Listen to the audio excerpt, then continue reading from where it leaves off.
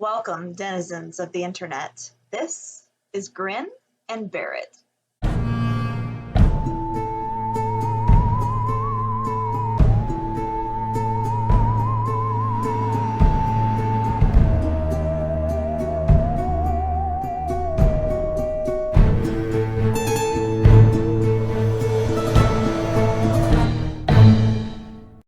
In all forms of relationship, we have to set boundaries.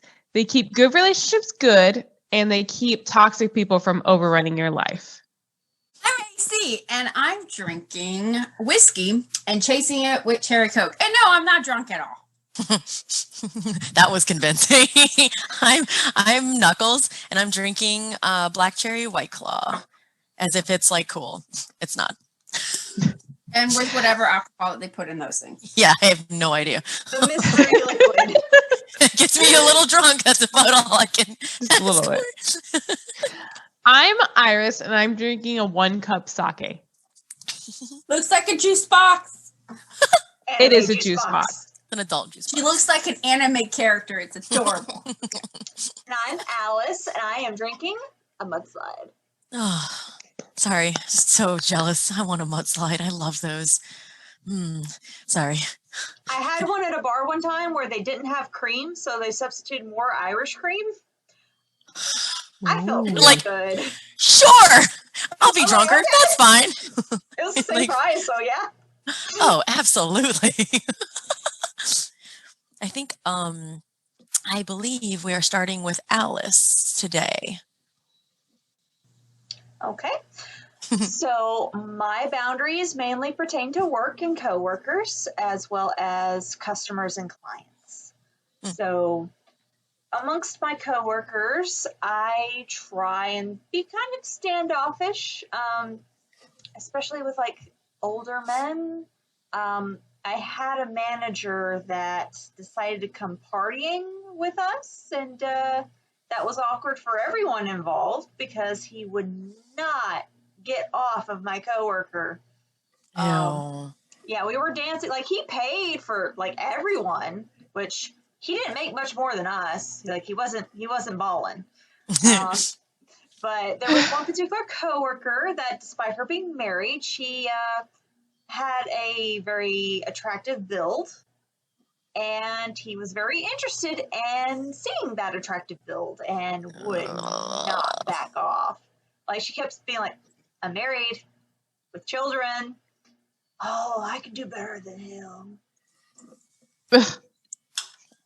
Like, that's a great example of overstepping professional boundaries. That is when I learned that one does not party with one's manager. Yeah. Like, Dude. he was chill. He was not. Sexual harassment, I guess not in the workplace, but I mean, still. Yeah, I mean, Yeah. this was a retail job. So, like, the coworkers intermingled. Like, it was when I worked for a particular home goods store, and the vast majority of the workers were anything but straight. Like, there were 3 straight workers at that job of the entire population of the store.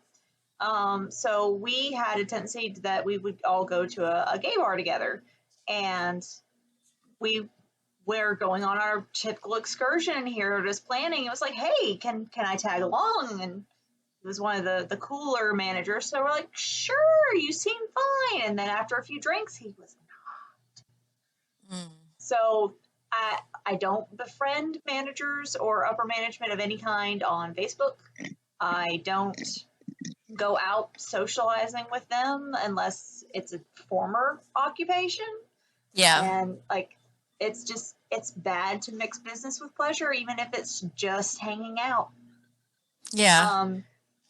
Additionally, I had another coworker for all of the 2 weeks he was a coworker that I decided to be nice and drive him home because he had no ride. I didn't think anything of it. And he's like, hey, you want to come up and sit on the porch and just have a drink? Like, not an alcoholic drink, just a soda. I'm like, sure, you're pretty chill. And then he starts asking me out. And he was twice my age. Oh, gross. And I mean, I'm not Oh, ageist, come on. but No. I was a college student at the time. Like I was like, I think I was 20 and he was 40. Oh my goodness. Oh Is my that why goodness. he didn't stay there longer than 2 weeks? Do you think he was embarrassed? Well, he didn't show up after that, but also he got arrested. Oh no. He showed up back to work after Plot like twist. 2 weeks. And my manager was like, hey, you know, you haven't shown up for 2 weeks. He's like, oh, sorry, I was in jail. And he's just like, Oh, okay, you're okay. still fired. whoa. That's weird. Why? Okay. Super quick, because it's really gross. Okay. So my first real job, no. My first job in the industry that I'm currently in. So I was like basically a receptionist. Okay. So I was up at front, and then like, even though the office was like 7 people max, there was so much office drama. It was ridiculous. It was run by this older man who, I'm not even kidding, that he had a smokeless, like, what is that thing called? Like an ashtray that was smokeless. So he would go in the conference room and so he could smoke and not have to like go outside, like, down the, oh yeah. So that's what we're working with. Now this is my first job, like in an office environment, like a true office environment. Like I'd done a little bit with family before that, but like this was my true first real job in 2007, right out of college. So I was like, I think I was still 21 at the time. And this man, he was perfectly fine to me, but there was one instance where I don't remember. It was him, another man. I think we had 3 men in the office. The rest were women.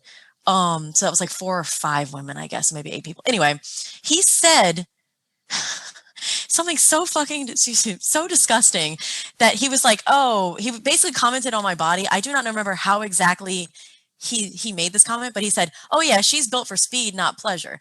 Because I was, yes, I was right there when he said this, and he was joking about it. And I don't even remember what context it was. Yeah, y'all. Yeah.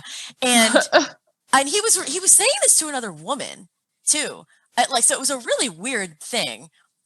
I don't remember. I don't even know what the context was. I just remember being like, ha. And then later I was like, did he just say that? And that was the only gross thing he ever said. He was very respectful besides that one time. And it was like when I first started there, and I worked there for about like 10 months or so, but it's like, did he say that? Like, for real. Not What okay. in the world? I don't know, y'all. It was gross. Now that I think about it, I was like, like Alice is like, I don't know why it reminded me of that, but ew, what the hell? And he was like in his 60s, y'all. Like he was, yeah. I haven't had What was a he work experience thinking? similar to that, but I did have No. an assistant principal at my high school that he had made 2 compliments to me during my 4 years there. One was that I had great birthing hips and that I would make a great wife one day. How old were you? The first incident was 15. The second one was 17 or 18. That's disgusting. So for our viewers, that is an excellent opportunity to double down and say, hey, if you're in a work environment or a school environment and you are of legal age, I'm talking if you are in any type of financial or social power or authority over people, do not do that ever. You don't tell someone they have birthing hips. Like, especially when they're 15, but even so, like, I understand people are like, oh, I didn't know she was, this old because blah, blah, blah, blah, XYZ. You are in a freaking school. Don't say it. Ew. Yeah, like, ew. It's so gross. My school bus driver in middle school actually got arrested for relations with a student, and he never said anything that creepy to me. And he was actually an offender. Oh my gosh, you guys. Like, yeah, maybe maybe this is gonna sound super gross. Maybe he didn't what's the word? He was Poop an where you older eat. guy You know what I that- mean? That. He Yeah. wasn't thinking in I could tell was not thinking that in a creepy way. It just, from a modern perspective, it doesn't sound okay. No, I don't. Okay, so this is kind of a weird segue, but I wanna turn it to like going from coworkers and like that environment to something a little more, I feel like is a little more blurred, and it's in dating and like intimate relationships with people. Because it's so like I feel like in an office environment or a school environment, you have very clear hierarchies of power, right? And it's a, in my opinion and in my experience, I feel like it's pretty easy to navigate. It's pretty easy to not overstep boundaries. Like it gets a little harder maybe in certain respects where it's like, okay, I'm friends with this person and I work with them, different story. But in those instances, there's a hierarchy of power that's pretty easy to navigate. When you like inject dating into it, where it's like, okay, we're having a romantic or sexual relationship, things get really complicated really fast. And I feel like I've struggled my entire life to establish boundaries in my dating life, like with boyfriends and partners. And I feel like I'm getting better every year or every relationship. Like I'm getting better and better at communicating what I want. And also the big one, and I think y'all will probably attest to this too, is communicating what I don't like, instead of just being like, oh, they didn't mean it. It's fine. Like they didn't, whatever. It's like, no. The second something happens, like, gather your thoughts. If you have a feeling about it, process it, and then if you feel that it's necessary, go ahead and talk to them about it. If they are a healthy individual who practices things like this, they won't freak out on you. And they won't take it as an attack. It's like, listen, you did this thing. It's okay. It's just that it affected me this way. Let's talk about it. A huge red flag is if they immediately become defensive, because then you are most likely dealing with a narcissist, because narcissists have a hard time. They believe they can never do wrong, and that everyone is basically beholden to them and their feelings and thoughts. So it's a narcissistic abusive behavior is when someone if you say, hey, this thing that you did or said hurt me, and they go, well, I didn't mean it, or XYZ. That's a narcissistic and abusive behavior. But all this is to say, I think we're going to go through our entire lives working on our boundaries and holding others to our boundaries, and it gets really hard in dating relationships. That's been my experience, but I'm getting better.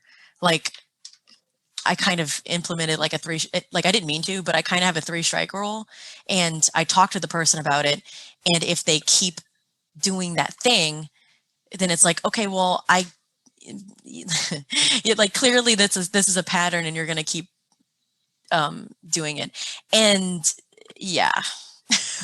Well, it's really hard in a dating relationship or a partner relationship, because you're supposed to share like everything with them. At least that's kind of the implication that we have. So it's hard to set up a boundary where you're like, oh no, I'm not comfortable with this, when you kind of feel like you're made to feel like you're supposed to just be like cool with everything. But you can't be cool with everything. Like you can't just do everything that they're cool with, or maybe you just need like permission to do certain things. Like it just depends. Everybody's upbringing and trauma and everything about how they became who they are is different. So everybody's going to have different things that they're comfortable with, different things that they're into, and you just got to have open communication about that when you're in a partnership with somebody. And that can be really hard because, well, especially American society, we're all American, does not want to talk about sex. We don't like to talk about how relationships affect us. We pretty much just are like, shh, that stuff doesn't happen. Shh, shh, you know. So Your baby comes. it can be, yeah, it can be really hard to set up those boundaries so that you can be comfortable and happy and healthy while still, you know, maintaining a level of intimacy. Alice, you had your hand up before? What I was going to say is I used to have a 3-strike rule. It's reduced. It depends on the severity of the first couple strikes. We don't have time to go into the story, but my worst date on record ended with me kicking a guy with my foot out of a car, because the day had gone that badly. Oof. So he didn't get a third try. That was already his second. And the second ended with me kicking him out onto an army base with my foot. Yeah. So how long was the date? Wasn't it supposed to be like a 4-hour date, and it was like it turned into like 6 hours or something, or 8 hours? Yeah. Oh no, jeez.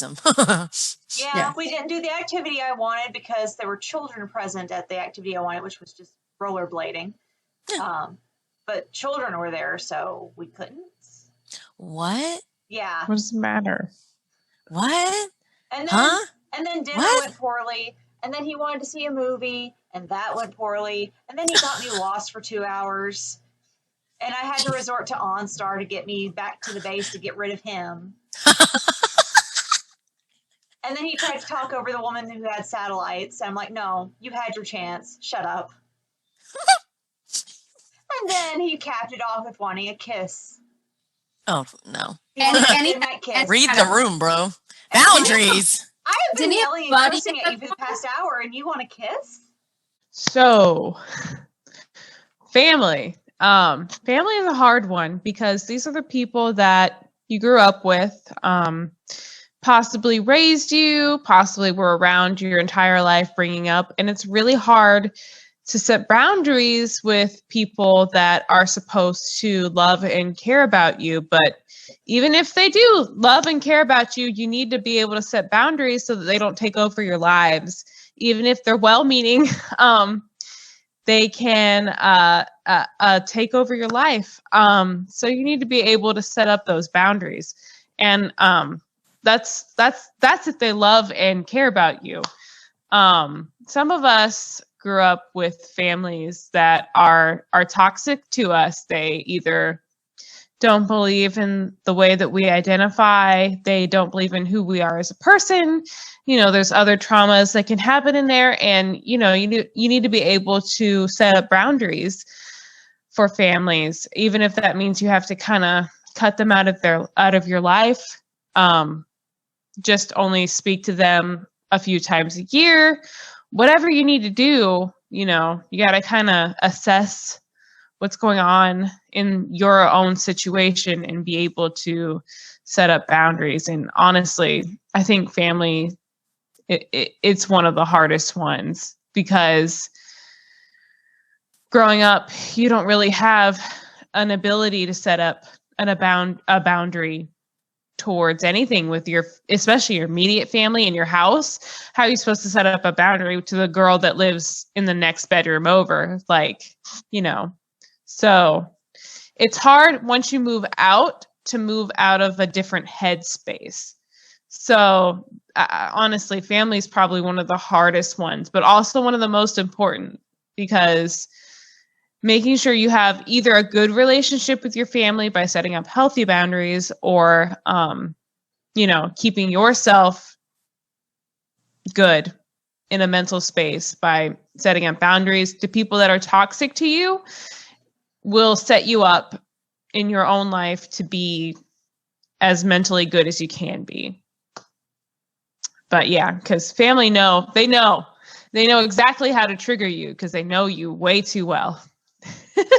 Very true. But yeah, that's honestly, I in my adult life, I'm still trying to set up healthy boundaries and, you know, honestly trying to take down some boundaries that I have up in place that are like protecting me that don't really need to be there. Where I'm just like, don't talk to me. Like, I don't trust you. Yeah. And sometimes you do set up some boundaries that really aren't healthy, where you're just like, let's just not talk about anything ever, ever, ever, ever, ever. And that's not good either. You just have to set up healthy boundaries. It's a survival tactic too. I mean, like, you had, like, growing up in an environment that is toxic, you have to protect yourself in any way you can. And then sometimes all you can do, I mean, what control do you have other than when you're at school, like when you're away from the family, right? Yeah. Plus, I lived in the middle of nowhere. So I was also isolated from all of my friends. We had cell phones when I was a teenager. I didn't get my first cell phone when I was 14 or 15 or something.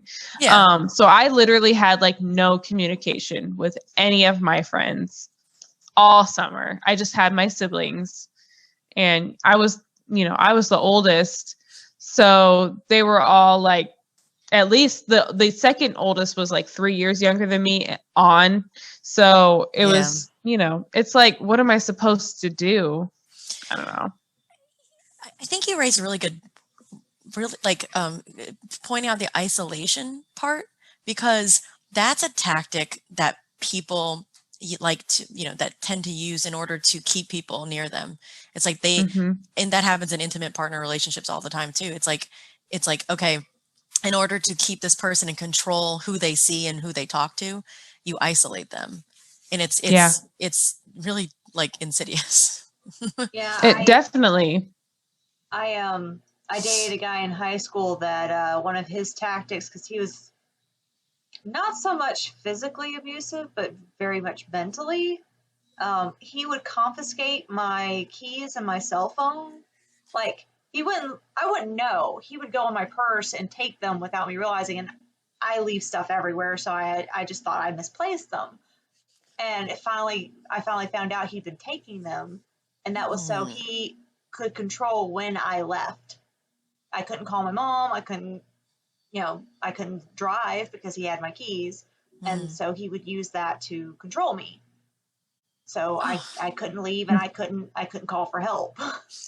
With my family, it's just, I have these boundaries with them because I don't want to have conversations about awkward things. I don't want to have like conversations about affirming my own identity as a person. Like, I feel like I know who I am, and I don't want to have to justify that to you. And I know that if I have to have a conversation with you about that, I'm going to have to justify you and how I'm disappointing you and whatever. And I just don't. Right. Who you are I just don't. is up for debate. Yeah. Right. And neither is your autonomy, by the way. Like, your autonomy is an inherent right. And they have no right to try to really do any. I mean, like, their judgment means nothing. See, my base personality is to be pretty loud and like opinionated. And I was raised to be like, kind of like, shut up, Iris. Nobody cares what you think. Yeah, you're meant to be seen, not heard. Yeah. So like, I have done a lot of, in my adult life, especially the last, like, I don't know, like 4 or 5 years of my life, I've been trying to bring back my base personality, because I've gotten to the point where I'm like, oh, at first, when I was younger, I was like, people don't like me because I'm weird, but I'm not weird. I'm just suppressing a major part of my personality. So, Yeah, you're like, no, I'm not weird. I was just stunted. Like, yeah, I'm like, I'm not weird. I'm just suppressing my personality. Nobody likes a person that's sitting there like thinking about every single thing that they're allowed to say at the moment. So, right. Well, like, thank you for sharing that, and also, like, I don't know, feeling comfortable, and you know what I mean, like, feeling comfortable enough to share that with us, because I feel like your experience is extremely important for people to hear, and yeah, because like that, I think there are many people out there that can absolutely relate to that, and maybe like they're not in the place where they can break free of that yet, for financial reasons, obviously, because that's a huge thing. But yeah, it's one of those, like, hey, hang in there, it gets better. I used to dream about the day that I would get out of my parents' house and be able to become my own person. Like I suppressed my sexuality, my personality, just pretty much almost like 75% of me when I was with them. So yeah, boundaries, very important. Put them up because you can find yourself when you put up some boundaries, healthy boundaries. If people are toxic in your life, they don't need to be there, you know. Yeah, You know what? I almost said that like my family's good, but then I remembered, oh right, we cut everyone else out. Like that Right. we don't even consider them family mentally anymore because they were just so horrible that we're just done. So here's something. So the fact that you suppressed your personality, and there's so many people out there that feel they have to do that in order to basically survive their parents and their home lives. When will parents? I'm only talking about like the generation of our parents, really, because I can't speak on current people, you know. But like, at what point do parents realize that the idea and what they expect of their children and what their actions are doing to their children, they don't even know their kids.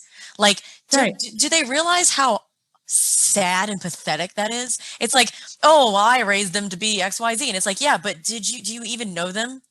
Like, and also, do you realize wow, this just opened a floodgate of memories. Not my own, but like while we're on the subject, my very long story short, my ex-husband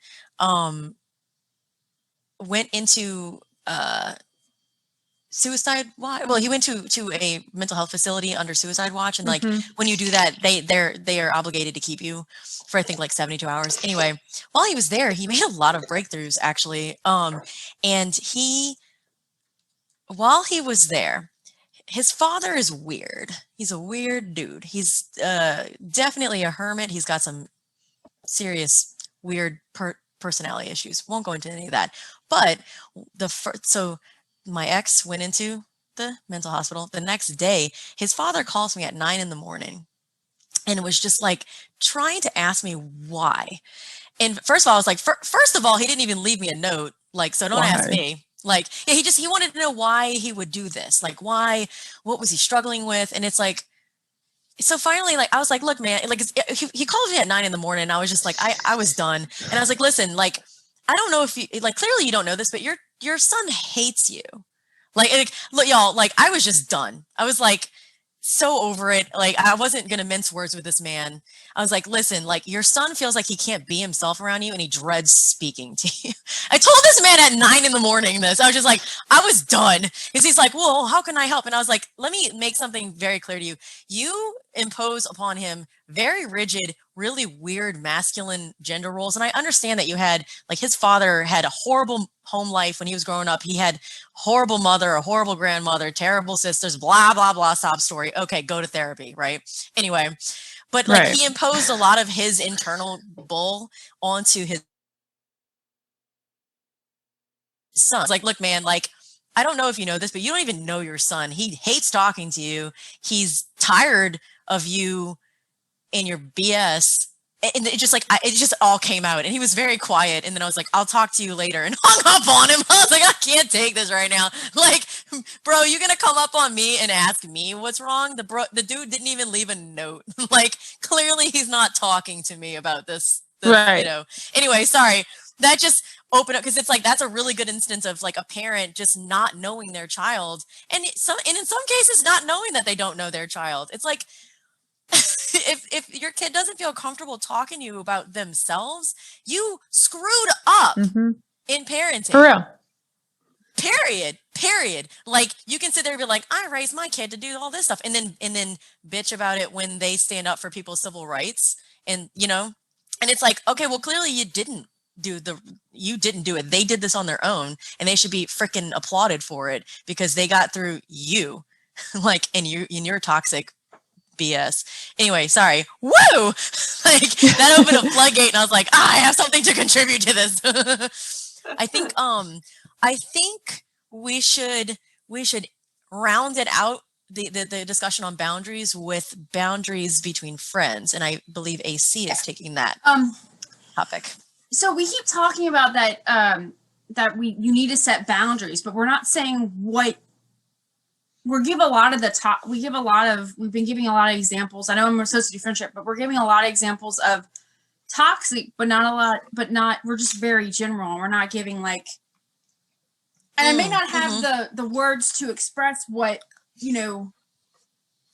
what's a good relationship boundary and what's a bad relationship boundary. But I feel like with friends, with friends, it's not family, and it's not a relationship. It's not a romantic relationship. So I feel like there's a line that can easily be crossed, like with coworkers or customers.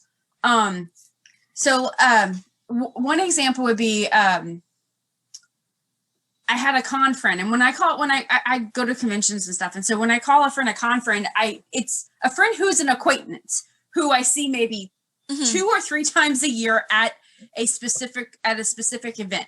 And it could be a convention, but in the area where I am, we have, before there was a pandemic, we pretty much have stuff going on every month. So I may see this friend, if it's a nerd event, I may see this friend a lot. So like I said, 3 to 4 times a year. So in this instance, I had a friend who I had talked to a few times. I thought we were pretty chill and pretty good friends. But at one point, the friend wanted to be more than friends, but that person didn't use their words. They didn't communicate. Right, to explain they wanted to be more than friends. They would just do creepy things like follow me around at the convention and stare at me, or take my photo randomly and not ask me for it. And also was married at the time, and wasn't open, was monogamous. But also I didn't handle it very well because I thought the whole thing was very weird. I found out through another friend that that dude just randomly took your picture while we're standing in a circle. Like, okay. And I didn't know how to turn to that friend and be like, dude, that's not cool. What did you do? Right. With time, with time you have hindsight. So now, after the fact too, not. Well, I found out standing right there though. Like she whispered it to me, and so we immediately were like, okay. And so we're like, we're gonna go over here now. We just awkwardly walked away. Yeah. And so the whole thing, every time we saw him, we would walk the other way because we didn't know how to handle it. How to navigate it. Yeah. Well, right, because it's one of those things where we talked about with men, you don't know how they'll respond to your rejection. Right. Right. And you don't know if you're going to be threatened. Honestly, I think he would have been fine with it because he was being awkward. I don't think he meant to do it any other way. I think he was just with people that I meet at these, when I call them nerd events, I find that a lot of people who like the things that I like are very awkward with their social interaction. They could be slightly autistic or just never been taught those social skills. Yeah. Mm-hmm. We weren't socialized properly. Exactly. And and to a degree I wasn't either, because I didn't handle it very well, because I was also I was in special ed as a kid, so I didn't get to interact with other like neurotypicals. Yeah. No, I don't want to use the term normal, but like neurotypical. Yeah. Yes. Yeah. Yes. So I feel like my neurotypical. Well, that's what I'm just saying. I feel like my social skills were a little stunted. No. So I feel like now in my late 30s, I feel like I've gotten those skills and I can use them. Mm-hmm. But this event probably happened, I guess it came up on my Facebook memory. So it was like 10 years ago. So now I'm like, I'm looking at it back 10 years later and like, I should have handled that so much better. But so what I mean by okay though, that you learn. So then instead of running around and giggling and walking away and flirting with my friend, instead of like my friend who was actually straight, like get the guy to go away. I should have been like, hey dude, this isn't cool. If you want a photo of me, let's take one together. Mm-hmm, or maybe that's not right. Or maybe that's not appropriate behavior. And I think like I could have said that, but I just didn't know how to say it because I didn't want to make the situation awkward, but it was already awkward. And that's just the thing, is that I think a lot of times with setting boundaries for different friends, we just get afraid about making the situation more awkward, but it already is.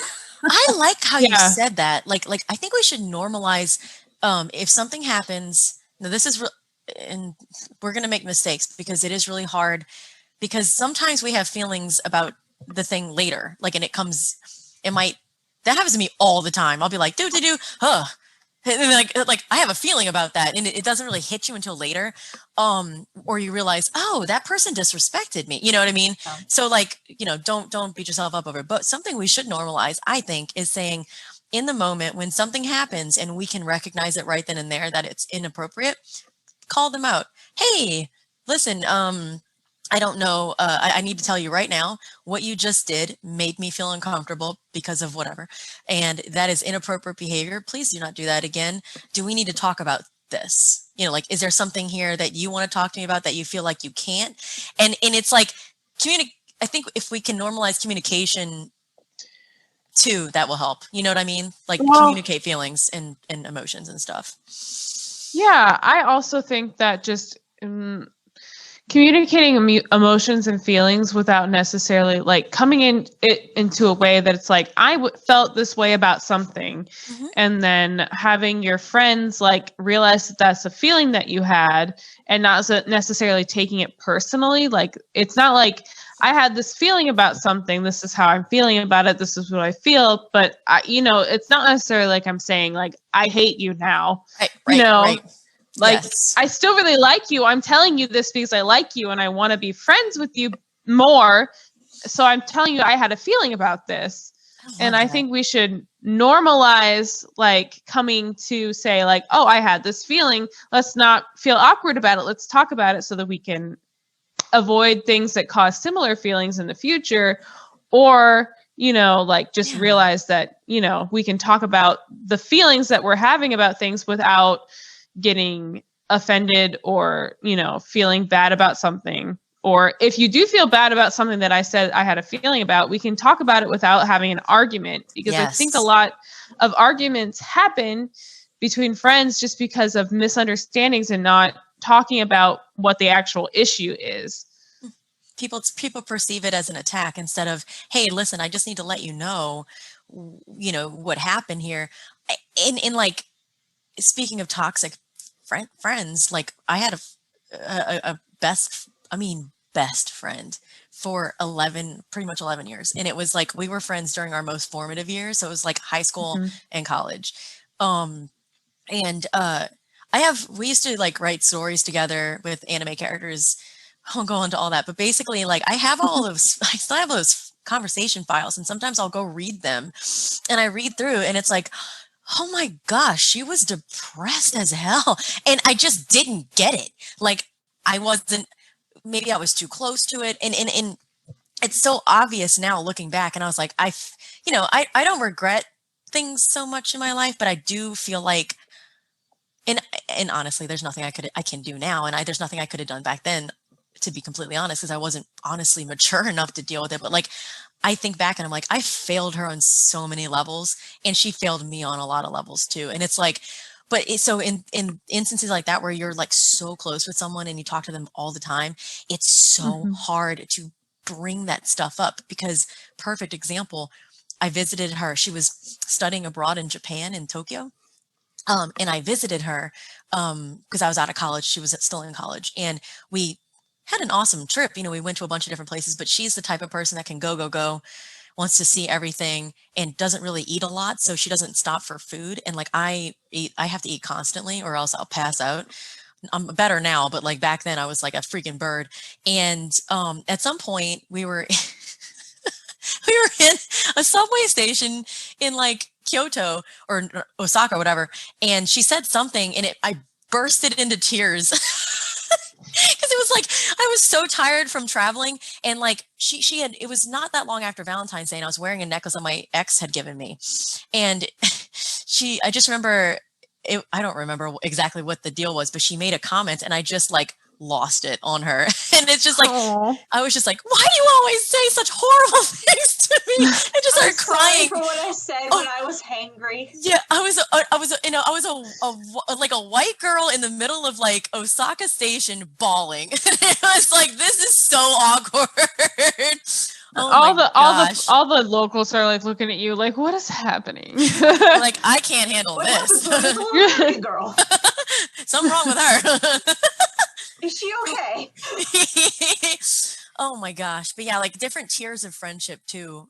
You know, honestly, guys, I think so. Like, I think communication is kind of in the root thing. Is like the root solution. It's like, okay, communication will help you create boundaries in all of your relationships. You know, Oh and yeah. like, and just like, you know, don't be afraid to talk to the people that you love and the people that are closest to you, whether they're your family or a partner or friends, and just be like, be your authentic self, and it's okay.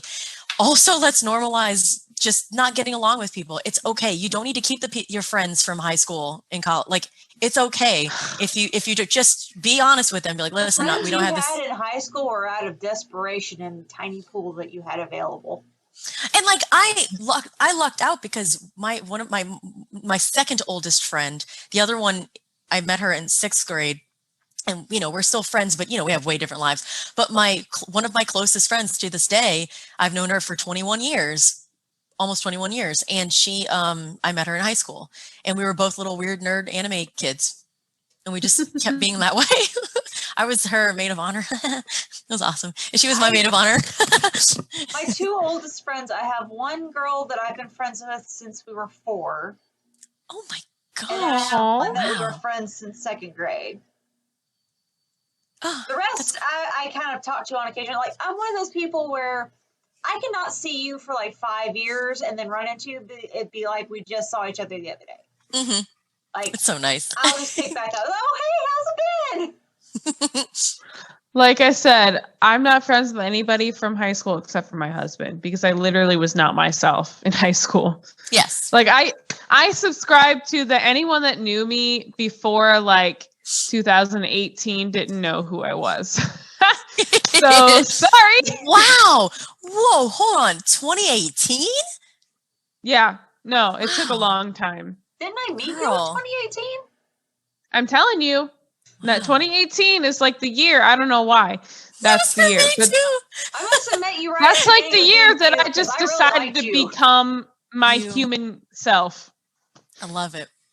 Jamie and I have known each other three years. We had a conversation about this, 3 or 4. I Something found it like on that. Facebook the other day, and I don't have it anymore.